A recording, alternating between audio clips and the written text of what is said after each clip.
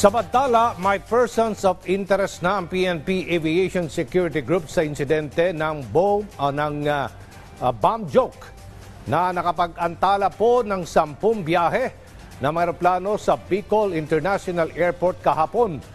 Yan ang ulat ni Karen Villanda. Pa-take off na sana pa Maynila ang Cebu Pacific Airlines 5J326 mula Bicol International Airport 10:45 ng umaga kahapon nang makita ng isang airline crew sa tila kabinet ng mismong palikuran ng eroplano ang kapirasong lamukos na papel na pinila sa isang notebook na may nakasulat na bomba. Agad ipinagbigay alam ng piloto sa air traffic control ang insidente. Standard pa yan sa mga crew na inspeksyonin lahat ng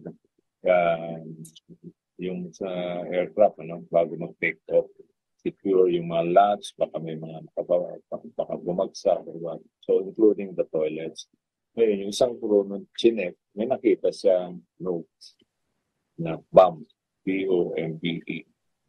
Tapos may 2 question marks. Immediately, ang SOP dyan, we need to inform the pilot in command. Tapos siya yung nagbigay ng information doon sa ating tower para magkaroon ng procedure. So, nangyari, yung aircraft mismo hindi inalis doon sa gitna ng runway.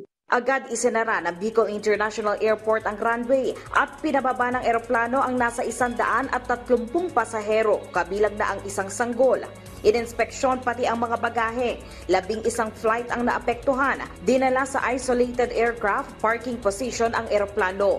2:39 ng hapon, pinayagan na rin itong makabiyahe matapos ituring ng otoridad na isang bomb joke lamang ang insidente. Patuloy pa ang investigasyon at binubusisi kung nahagip ng CCTV sa eroplano ang naglagay ng papel sa palikuran.